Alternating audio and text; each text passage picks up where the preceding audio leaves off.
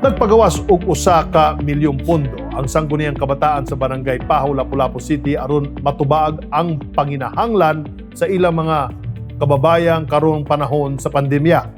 Aron mabalaan ang detalye, lakip ang uban pa nilang programa para sa mga kabatanunan. Makauban nato karong hapon si Sangguniang Kabataan Barangay Pahaw, Lapu-Lapu City Chairman Shalako Rowatan. Mayong hapon kanimo, Shalako.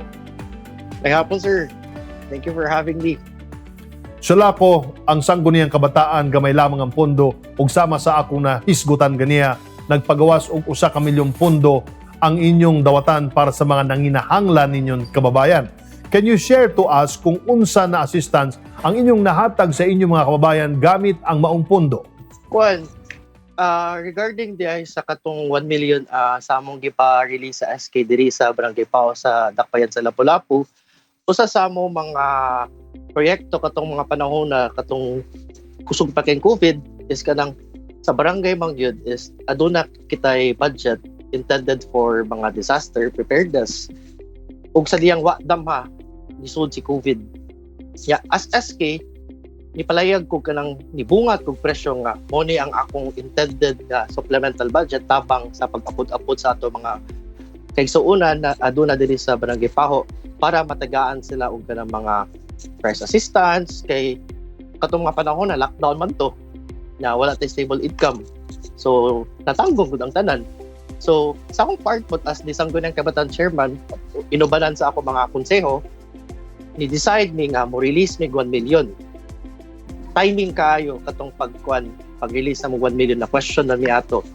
Kay sa part sa SK dapat kuno dili mo exceed og mo gasto og kanang 50,000 above.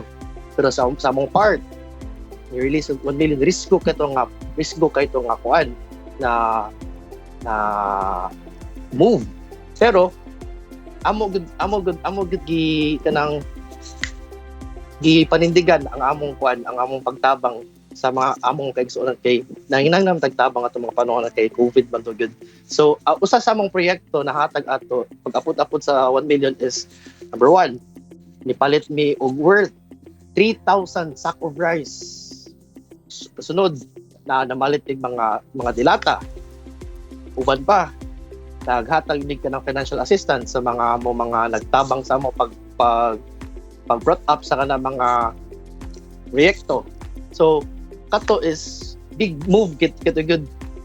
Labi na kanang wala pa toy guidance, timing kaayo ni gawas ni release si President Digong og katong Republic Act 11469 or commonly known as katong Bayanihan Act Heal as One. So sakto na gud to akong move kay sa katong Republic Act pwede mo realign ang certain LGU intended for COVID. So wa ko na sayop. Ang akong punto lang is makatabang lang gud sa among mga kaigsuonan. Though dili sa scope sa SK, at least we heal as one, I help nakahatag og tabang sa among mga kaigsuonan dili sa Barangay Pahaw. Good job, Shalako, ug sa kinatibuk-an sa inyong sanggunian. Karong umaabot na November 29 hangtod December 1, adunay ipahigayon na mass vaccination program ang kagamhanan. Unsa sad ang inyong gihimong pangandam ani o giunsa pod nato pag-educate sa ato mga kabatan-unan aron sila magpabakuna? Regarding sa atong umaabot na aktibidad sa November 29 to December 1, diri sa Dakbayan sa Lapu-Lapu aduna tay kanang mass coordination sa mga 30 ka barangays. So sa Barangay Pahaw, ang among ikaabag is ang ang support manpower sa pag-apod-apod sa mga gusto magpabakuna. Regarding sa mga kabatan-unan na wala pa na bakunahan, sa among barangay nag-educate mi sa mga kabatan-unan na labi na sa mga scholars ug sa mga empleyado nga adunay mga anak edad 15 to 30 pataas. So ang among gibuhat is nami mga infomercials na amo gikalat sa ilaha. So aside sa hard efforts ni Mayor Okong sa pag-encourage na tanan dapat mabakunahan, kami po as part sa SK aduna po may mga proyekto sama sa mga infomercials, pag-post sa social media na amo gina-encourage mga kabatan-unan na mapabaksin, which is kailangan mo gud kaayo gud para mapanagang nato atong kagalingon laban sa COVID-19.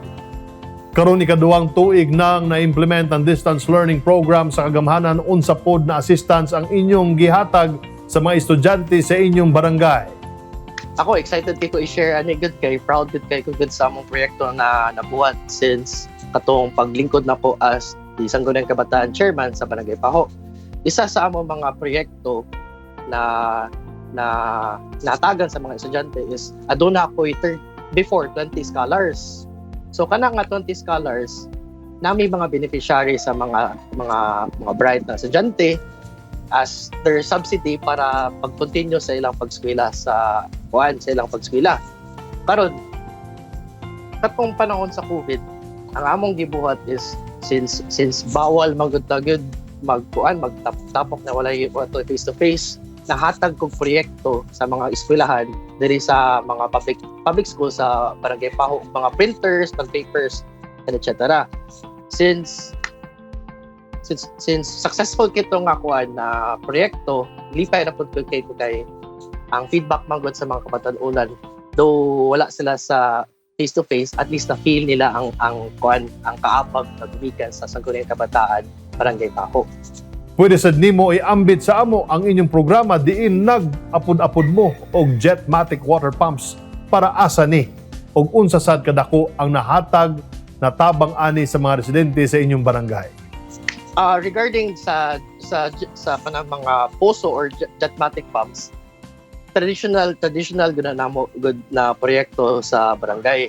So ang purpose nga ngano naghatag ni kana mga Jetmatic pumps is sa atong naibaw-an man good, health is wealth. So kutob sa among makaya at least everybody sa among constituents kibaos na unsay importansya sa pag-alaga sa atong kaugalingon, labi na sa health, especially karon pandemic na karon, dapat sanitize ta, ligo tag 3 times a day. So usa sa among purpose ng hatag niya na is para maka-assist niya nga aside sa knowledge nga among giapod-apod in terms sa COVID, at least nakahatag bumig ka ng pamaagi in terms of sa mga Jetmatic pumps para sa mga katawhan na kailangan good kayo good apan para sila pagtigo sa ilang pangadlaw-adlaw. Sialako, ang imong mensahe na lang og painumdom sa mga kabatanunan sa Barangay Paho ug sa Tibuok, Lapu-Lapu City. Ang akong ikahatag nga giya na good, dili kailangan na naka sa isa ka posisyon para makahatag kag big impact. For as long as you do little things towards sa imong mga kaigsuonan or sa imong surroundings, ako na kay nagtabang. As di Sangguniang Kabataan Chairman, isip isa kamahan, ang ako lang good kagahin lang good sa inyo is know your passion lang. Ipadayon kung asa ka malipayon niya.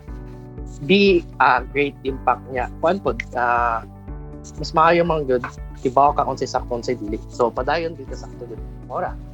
Daghang salamat Sangguniang Kabataan Barangay Chairman Sialako Rowatan ng Paho, Lapu-Lapu.